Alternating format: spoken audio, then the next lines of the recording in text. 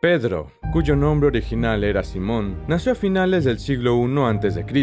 en Betsaida, una pequeña ciudad pesquera ubicada en la costa norte del mar de Galilea. Era hijo de Jonás y hermano de Andrés, quien también se convertiría en discípulo de Jesús. Como muchos en su comunidad, Pedro se convirtió en pescador, un oficio que requería habilidad, resistencia y mucha paciencia. Se casó y se estableció en Capernaum, otra ciudad a orillas del mar de Galilea, donde vivía con su esposa y su suegra. Su vida era la de un hombre común, trabajando duro para ganarse el sustento y mantener a su familia. Pero todo cambió cuando Jesús entró en su vida. Según el Evangelio de Lucas, Jesús había estado predicando a la multitud desde la barca de Pedro. Después de terminar, le dijo a Pedro que remara hacia aguas más profundas y echara sus redes.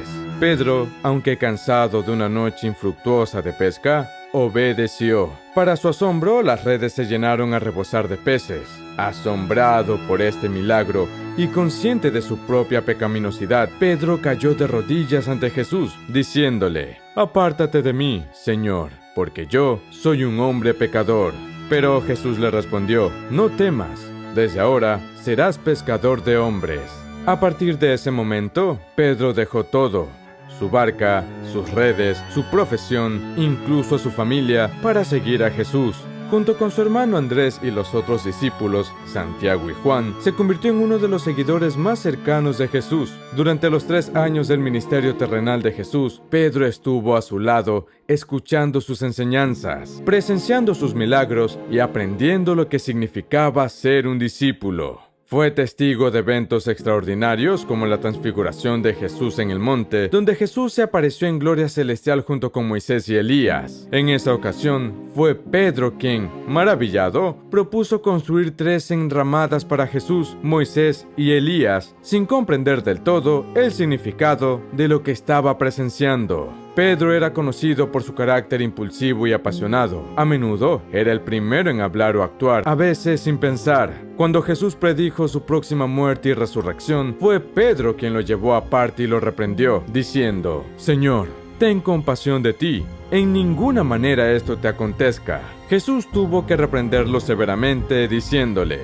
«Quítate de delante de mí, Satanás. Me eres tropiezo, porque no pones la mira en las cosas de Dios, sino en las de los hombres». A pesar de sus fallos, Pedro también demostró una gran fe y percepción. Cuando Jesús preguntó a sus discípulos: «¿Y vosotros, quién decís que soy yo?», fue Pedro quien respondió: «Tú eres el Cristo, el Hijo del Dios viviente». Jesús elogió esta confesión, diciendo que no le había sido revelada por carne y sangre, sino por el Padre Celestial. Entonces Jesús declaró: «Y yo también te digo, tú eres Pedro, y sobre esta roca edificaré mi congregación, y las puertas del Hades no prevalecerán contra ella». Sin embargo, la fe de Pedro sería puesta a prueba. Durante la última cena, Jesús predijo que todos sus discípulos lo abandonarían. Pedro, con su característica confianza, declaró: «Aunque todos se escandalicen de ti, yo nunca me escandalizaré». Jesús le respondió que antes de que el gallo cantara esa noche, Pedro lo negaría 3 veces. Pedro protestó vehementemente, afirmando que incluso moriría con Jesús antes de negarlo. Pero las palabras de Jesús se cumplieron. Después de que Jesús fuera arrestado, Pedro lo siguió de lejos hasta el patio del sumo sacerdote.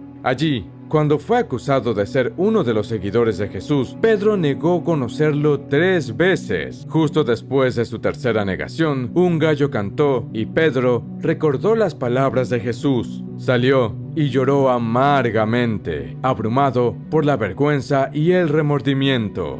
Pero la historia de Pedro no termina con su fracaso. Después de la resurrección de Jesús, Pedro y los otros discípulos se encontraron con el Señor resucitado en varias ocasiones. En una de estas ocasiones, junto al mar de Galilea, Jesús se dirigió específicamente a Pedro. 3 veces le preguntó: «Simón, hijo de Jonás, ¿me amas?». Por cada afirmación de amor de Pedro, Jesús le encomendó que pastoreara y alimentara sus ovejas. Esta triple afirmación se corresponde con la triple negación de Pedro, indicando su restauración y su nuevo llamado como líder de la congregación naciente. Después de la ascensión de Jesús, Pedro emergió como una figura clave en el cristianismo primitivo. En el día de Pentecostés, fue Pedro quien se puso de pie con los 11 y predicó un poderoso sermón, citando las profecías del Antiguo Testamento y declarando audazmente que Jesús, a quien había crucificado, era Cristo.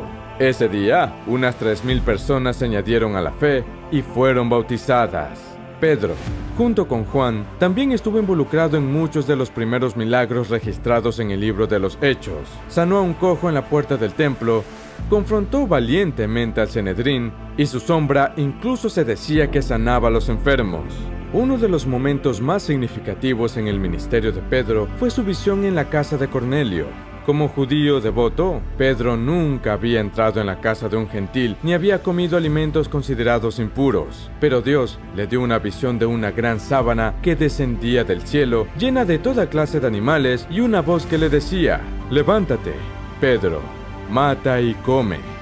Cuando Pedro objetó, la voz le dijo: «Lo que Dios limpió, no lo llames tú común». Esta visión fue una revelación revolucionaria para Pedro, mostrándole que el evangelio no era solo para los judíos, sino para todas las naciones. Fue a la casa de Cornelio, un centurión romano, y predicó a él y a su familia. Cuando el Espíritu Santo cayó sobre ellos, Pedro reconoció que Dios no hace acepción de personas, sino que en toda nación sagrada, del que le teme y hace justicia. Este evento marcó un punto de inflexión en la historia del cristianismo, abriendo la puerta para la inclusión de los gentiles. Pedro tuvo que defender esta nueva comprensión ante los creyentes judíos en Jerusalén, que al principio se opusieron a la idea de que los gentiles pudieran ser salvos sin circuncidarse y seguir la ley de Moisés. Pero cuando Pedro les explicó su visión y cómo el Espíritu Santo había sido derramado sobre los gentiles, se quedaron en silencio y glorificaron a Dios, diciendo: «De manera que también a los gentiles ha dado Dios arrepentimiento para vida». El liderazgo de Pedro, sin embargo, no estuvo exento de controversia. En un incidente registrado en Gálatas 2, Pedro había estado comiendo con los creyentes gentiles, pero cuando llegaron ciertos hombres de parte de Santiago, se retiró y se apartó, temiendo a los de la circuncisión. Su ejemplo incluso llevó a Bernabé y a otros judíos a actuar con hipocresía. Pablo, por su parte, reprendió a Pedro en presencia de todos, argumentando que estaba actuando en contra de la verdad del Evangelio.